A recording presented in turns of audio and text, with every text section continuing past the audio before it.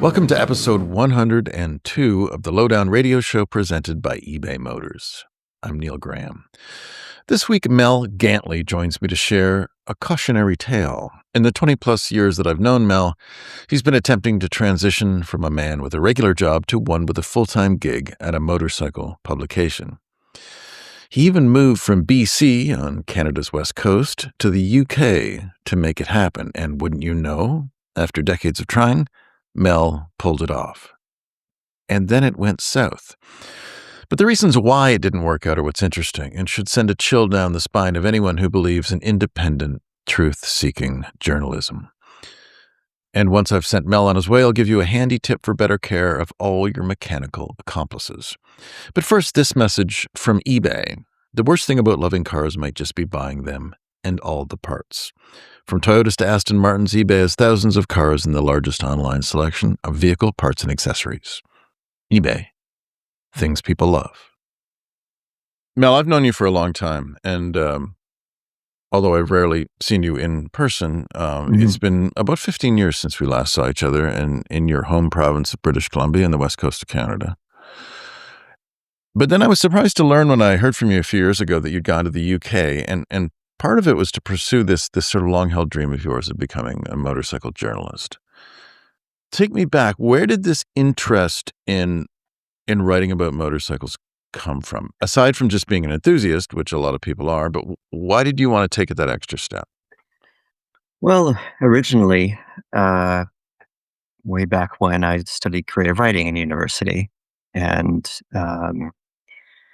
I think I had thoughts of perhaps I went ahead and did a master's degree because, there's nothing more useful than a master's degree in creative writing. I don't know what there is. But after that, I felt quite burned out with the work I had done for the degree anyway. All the while, I was riding motorcycles, reading about them in magazines, and just thought, well, hey, why don't I see if I can turn my hand to this? And it started with, as you do, sending out articles to various North American publications, getting letters back when we sent and received letters.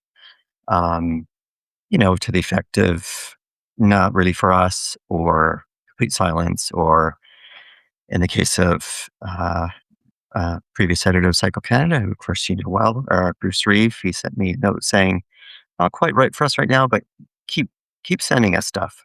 So I did, and he published one thing, and then he asked me, oh, would you cover this local motocross event? And I said, sure. And so years down the line, I ended up contributing sort of on a semi-regular basis to Cycle Canada. And eventually, of course, as we know, print magazines declined, and of course, everything's on the web now. Yeah. So no one knows better than you what that experience was like. But as a freelancer part-time, it just kind of petered out in Canada. Yeah. No, so you did a few things for Cycle Canada, and I mean, what was it? Was the thrill of seeing your name in print? Because at this time, I mean, you were working in the government, were you not? Semi-government-ish work, so it wasn't my weekly paycheck or anything. So in other words, you were making more money doing a real job than you could ever make as a motojournalist, and yet, yes, it's still.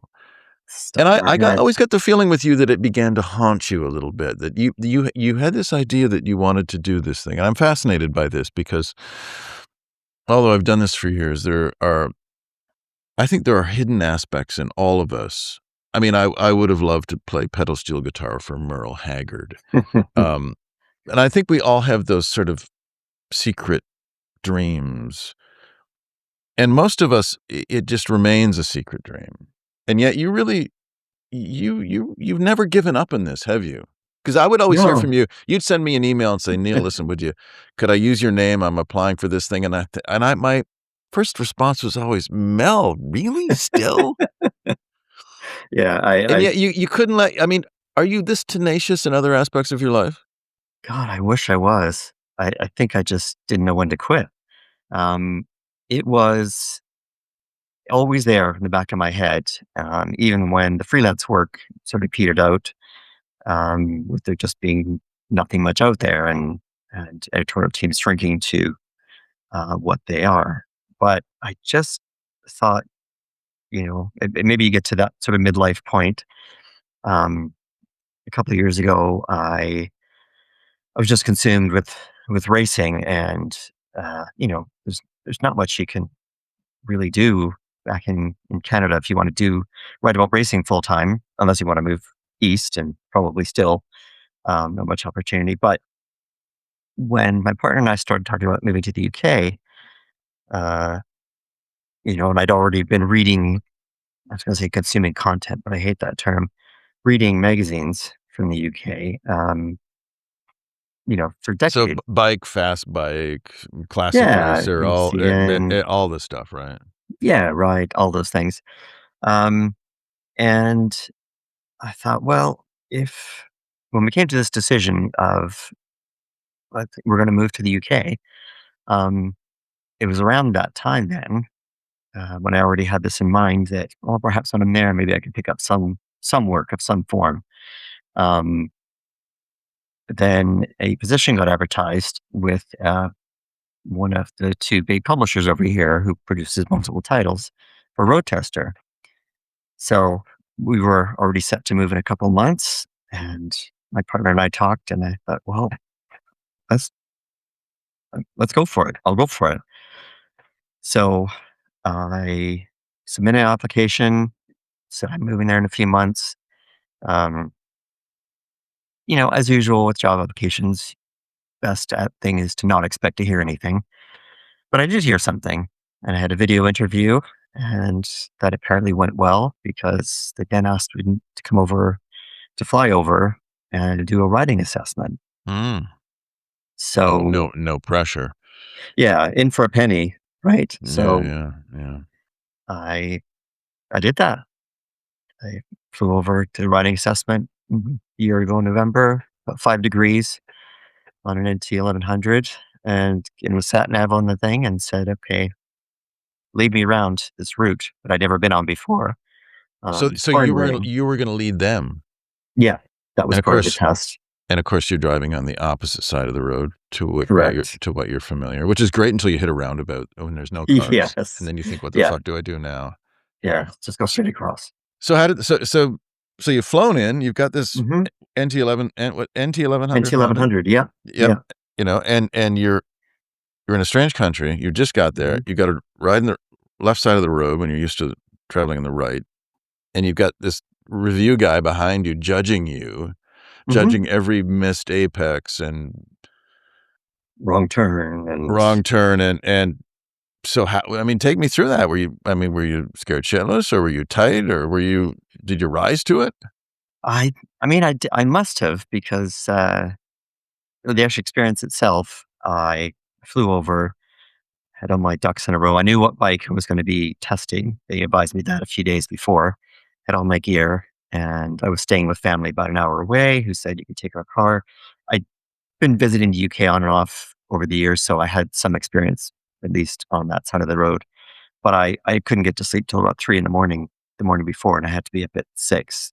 So adrenaline, I guess, had to kick in. Yeah. Got there, went out and did the ride, managed not to lead us astray.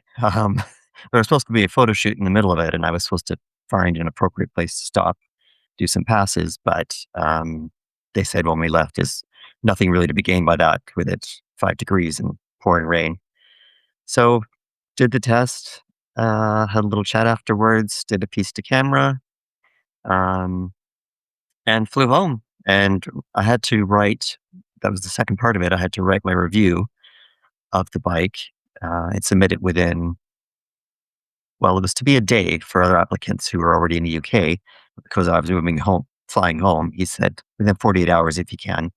So I wrote it Well, on my phone on the flight home. And then yeah. when I got to Vancouver, I sent it off to him. And few weeks later, just before we were flying over here anyway, I got an email saying we went back and forth between you and this other person. We went with the other person, but said lots of encouraging things. So uh, didn't get the job. The cars you'll find on eBay are just different. They come with a story that you can't wait to share. Maybe it's the car's history or the story of how you found it. Like this 1973 Dodge Charger on eBay that had been tucked away in an Arizona barn for over 40 years, only 55,000 miles, and somehow in great running order. It even has a rare sunroof. Suddenly, a car that was hidden for decades is uncovered on eBay and ready to be delivered straight to your driveway, thanks to eBay's Secure Purchase, the new seamless and secure way to buy your next car. In just a few clicks, the title and DMV paperwork is all handled for you. There are thousands of cars like this on eBay, from rare finds like the Pontiac Grand Prix SJ to unique builds to your next daily driver. And now, a seamless way to buy them. eBay. Things people love. The Lowdown Show is presented by advrider.com and supported by ebaymotors.com. Okay, so this didn't work. It didn't work out twice. And yet you didn't, in true Mel style, you didn't give up. And you did land a gig, and I gotta say I was thrilled when I heard that you landed this gig, and I saw your LinkedIn post or whatever it was, and I thought, oh, good for you, and then, well, that's not. Let me not jump too far away. So tell me about the gig that you did land, and we're not going to name names here, just in case those people are armed. But tell me about the gig you did get. Yes. So it was a staff writer position. So it, in the 4 times, it's probably what we would have called an associate editor, right? Bike reviews, gear reviews, plus a lot of advertorials, which, of course, as we know, is a term that is not something. I think we used to call it something different when I took journalism classes years ago. They used to call it a brass check, but that memory is so old, it's in black and white. Advertorials is the term that I know. Yeah. So, But were you given a sense of like, so because usually advertorial, I mean, it's usually a pretty small portion of what somebody does at a magazine or a publication or whatever it is, online or not. Yeah. Were you given a sense of the proportion of this stuff, or just that it was going to be what you were going to have to do? Yeah, it was going to be a mix, and I wasn't surprised then that was a significant portion of the work. So take me through the gig. How did it start, and how did it go? Yeah, I'd been applying for other kinds of jobs, and government things linked to what I did back in Canada, writing gigs. I actually picked up a little bit of work writing for a North American site, just doing some web articles. So I turned a few of those out, to keep my hand in it, keep practicing. When this other job came up, and it was for a distance across the country. So again, her partner and I talked, and with her support, I went for it, submitted a application, and heard back from pretty quick. Actually, I wasn't sure how long the ad had been up for, so I thought I'll send out an email. Heard back within half an hour. Yes, please send us, CV. Drove down the next week to have an interview. Seemed to go well. And then started a couple of weeks after that. And for about the first 6 weeks, it was a bit of a commute. It was about 150 miles round trip per day. And was it a print or a web publication? It's both. Okay. So quite a significant web presence as well. And were you familiar with the publication prior to working for it? I was, yes. A lot of people back home, actually, who were into that particular segment of the market, knew about it. And I'd done some investigating. I admit it wasn't one magazine I'd subscribed to or anything before, but they're quite a strong following in the UK. So take me through the first few days and the first few weeks. And you were there for how long ultimately? About 7 months, 7 6 or months. 7 months. So the first few weeks, I mean, what was it? Because you finally got it, right? You finally got your Mhm. gig. Yeah. I mean, how did that feel? Felt great. It felt surreal because here I was actually this, working, writing for a living, something I'd always aspired to do, and about Yeah, motorcycles, nothing yeah. more I wanted to write about. So, the first few days and weeks was about not just learning their systems and how the office worked and the reporting structure, but the tone of the magazine and the web content was very specific, um, less formal, perhaps, than what I was used to. So that took some adapting. Was it Um, kind of like English lad culture? Does that still exist? yeah, sort of. Imagine you're talking to your mate down at the pub, So very, kind of very thing. more colloquial than you were used to, right? Yes, yes, and writing for people who could afford a nice bike, but maybe didn't know a lot about motorcycles. So uh, rolling back All of any, us, in other words. well, Or none of e- us. I can't hang on even a less. second. I can't afford one, and I don't know what they're all about. I don't know. I know about you taking the Ducatis apart, putting them back together. That's true, that's true. Um, So so, so you had to strike this tone that was unfamiliar to you, and mhm. you are kind of you're like a nerdy, precise guy. I think I I can admit say it. that. Yeah, And so this was I mean, and you're not English, so you're not embedded in and meshed in that culture really, although you did have an Irish passport, as you yeah, told me. yeah. Um, so what I mean, to strike that tone, how was that? It it really involved going back and reading a lot of the back issues and a lot of that content, because again, I'm used to, Cycle Canada, for instance.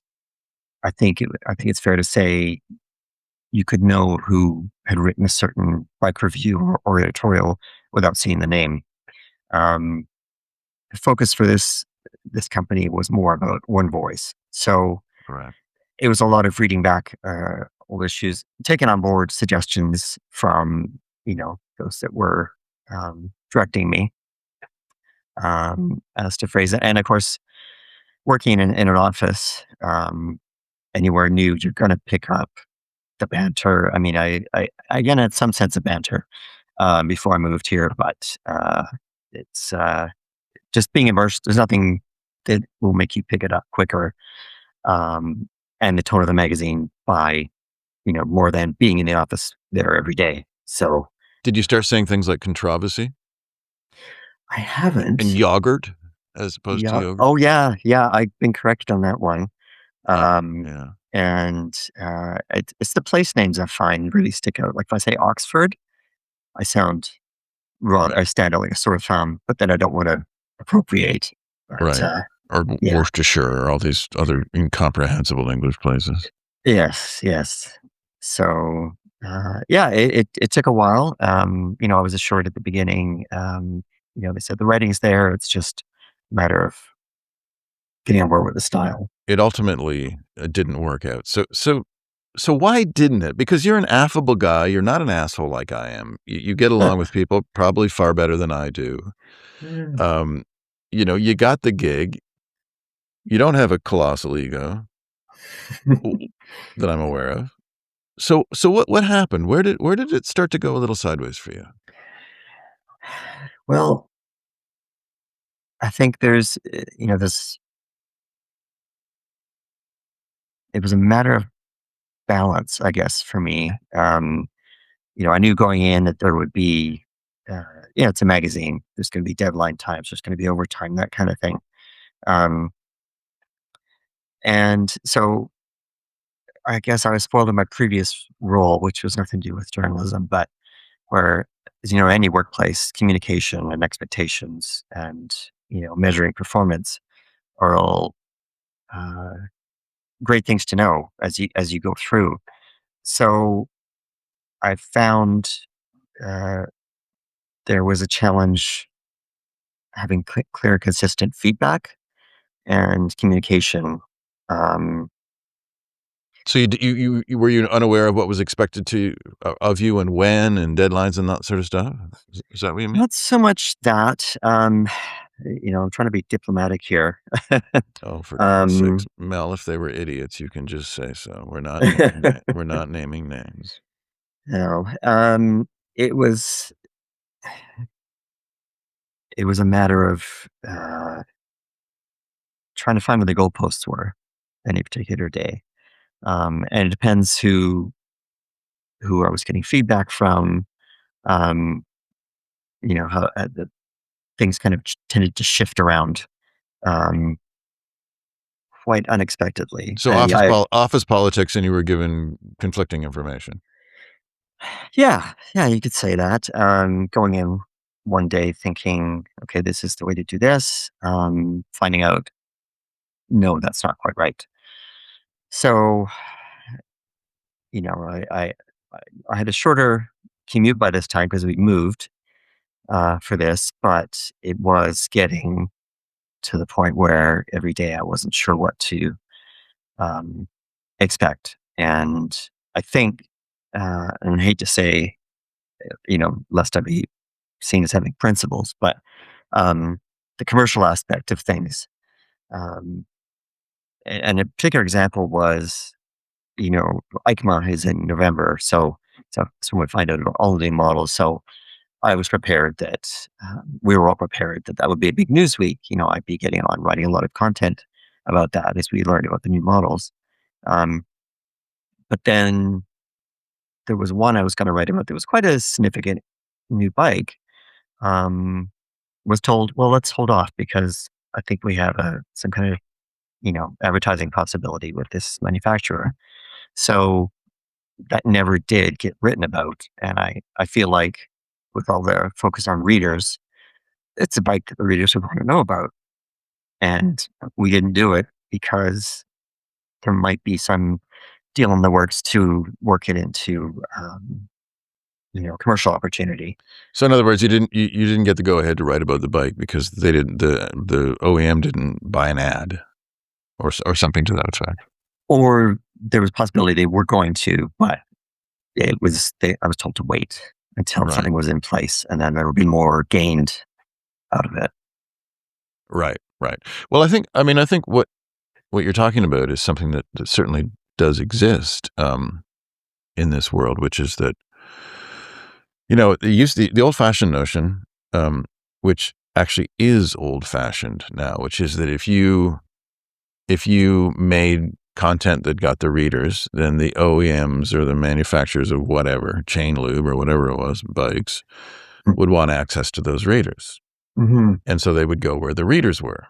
Yeah. Of course, now that's changed. I mean, I don't know if the casual reader or viewer of this podcast or reader of magazines or online or print or whatever it is aware, but I mean, there was a point when the enthusiast publications were the sole conduit between people who made stuff and people who bought stuff. Yeah. I mean, Cycle World in the 90s and prior was a license to print money. Yeah. Because either you bought TV ads, which are such a scattershot way of trying to find your purchasers, your clientele, Mm-hmm. or you bought incredibly expensive ads in relatively low circulation magazines. Mm-hmm. And then, of course, now that has been completely blown up, and most publications these days, I would say all, they view that the most important thing is catering to the advertiser, and the reader is necessary, though not the prime concern. I mean, that's essentially what you found, is it not? Yes. And there are overarching reasons why they want readers to read the content.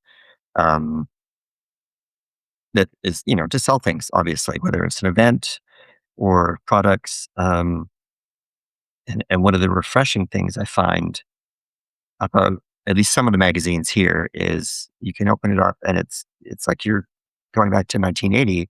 There's pages and pages of ads. And again, because England in the Well, UK. we're gonna talk about that. I want you to get to talk about because I want us to just sort of contrast the culture of North America versus Mhm, the UK when it comes to motorcycling. But let's wrap this mhm. up. Sure. So so when did you realize that this wasn't going to be for you?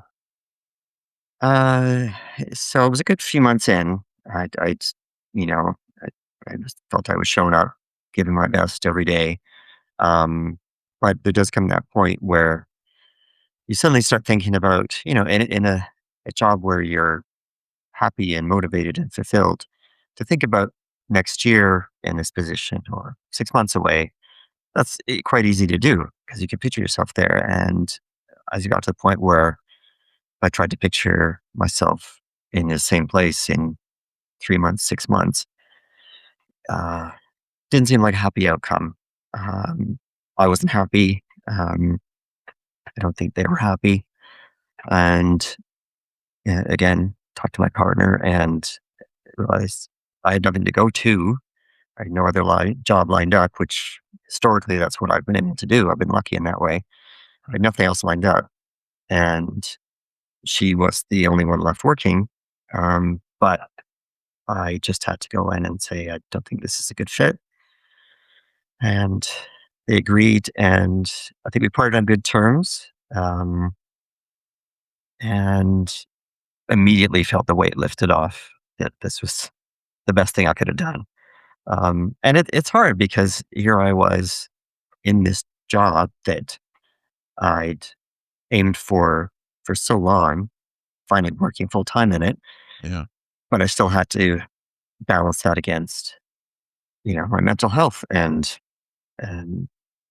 just how I saw my working future going. And, at my age, I'm not too far behind you. And you do think about these things. What do I want to do with the rest of my working years? And I don't want to spend it stressing out every day about going to somewhere where it's just not working.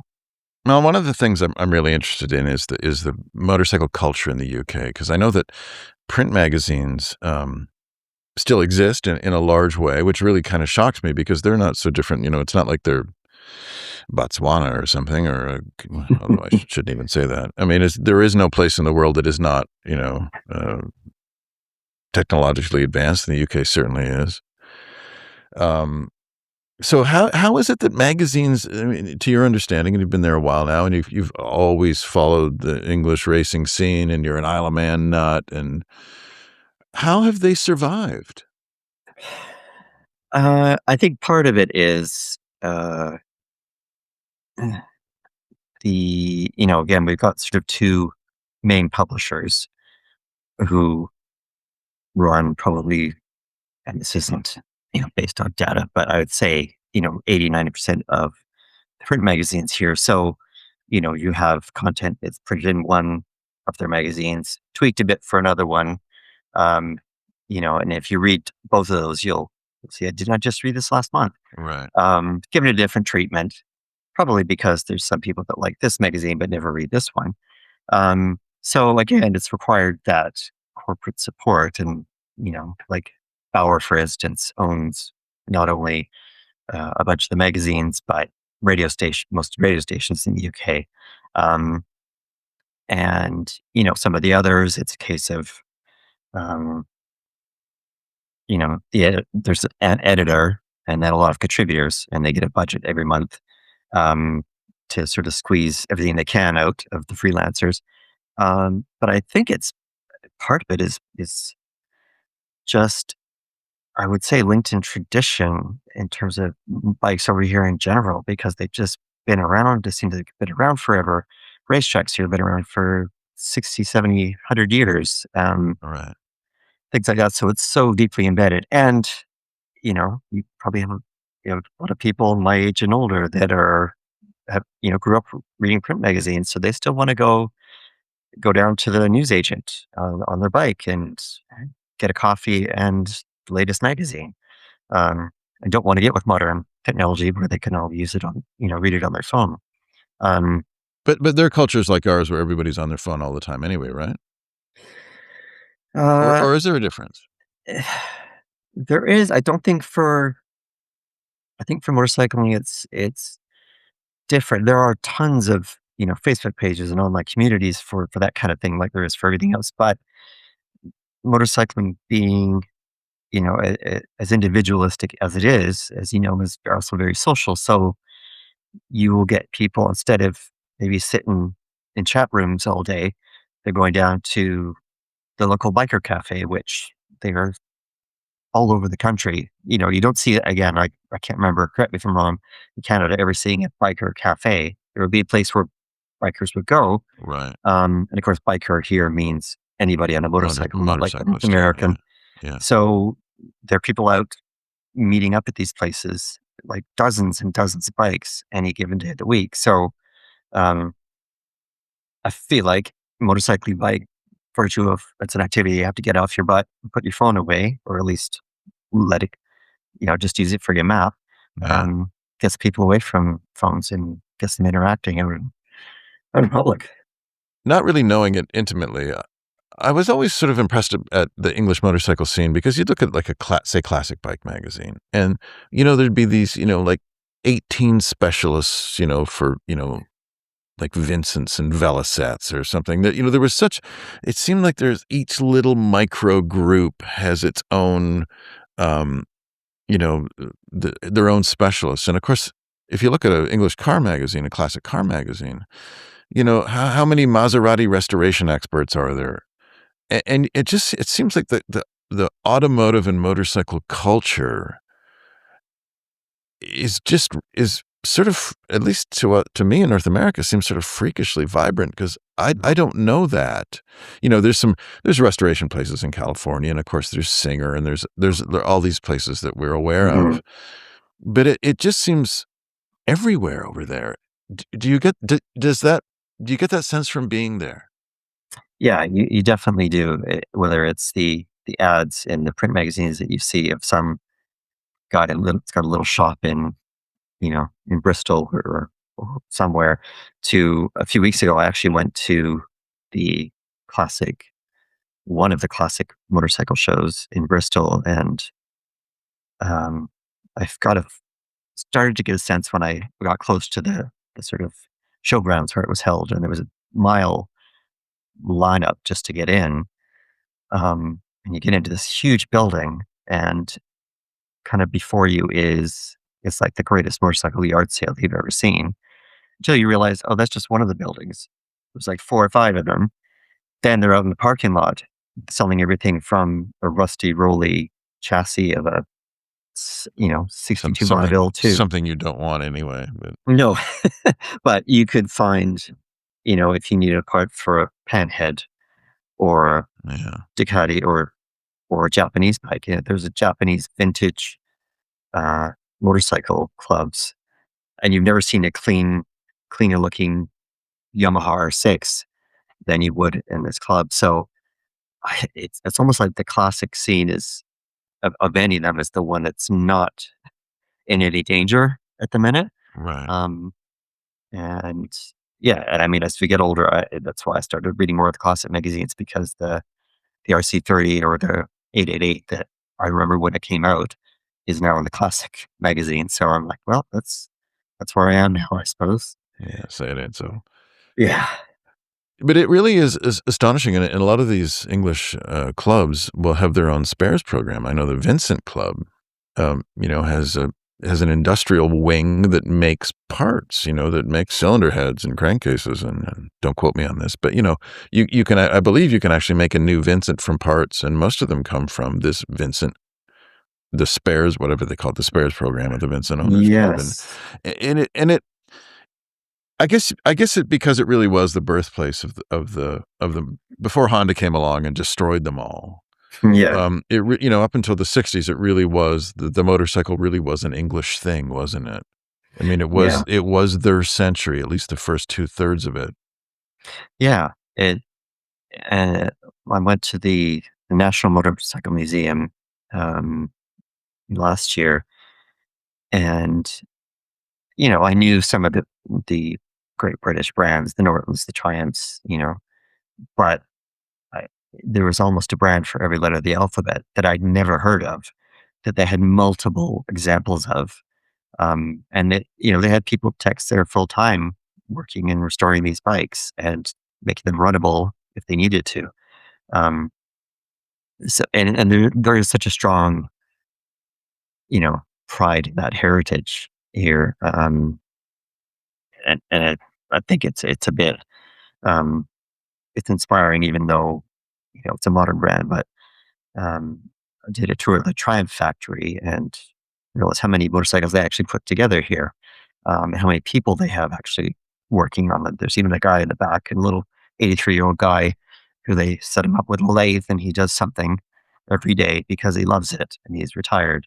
So that's probably the guy that would be at home building them anyway, on his own. But it's true. It was almost like a scene out of a film or something. But So England is it's still as wacky as it's always been. yeah, bike mad, absolutely Bike mad. bike mad. And and although there is that, as everywhere, the fear of we're not going to attract enough young people into it. I had a uplifting experience last week. I took a ride up to the Malvern Hills, and the span parked as I was getting off my bike, and it was a bunch of teenagers from a local school, and uh, I still had my earplugs in, so I couldn't hear her at first. So I took my earplugs out, and this young woman said, "You have a really nice bike." I was floored. I don't think I'd ever been stopped by a teenager in Canada, unless I was at a racetrack and they were racing, or we were Yeah. both riding motorcycles who had any interest in motorcycles. So I thought, whether her dad or brother rides bikes, there's something in that that made her sort of reach out to this old guy getting off a bike. Um, so maybe there is hope still. This message comes from eBay. The worst part about loving cars might just be buying them and all the parts. From Toyotas to Aston Martins, eBay has thousands of cars and the largest online selection of vehicle parts and accessories. eBay. Things people love.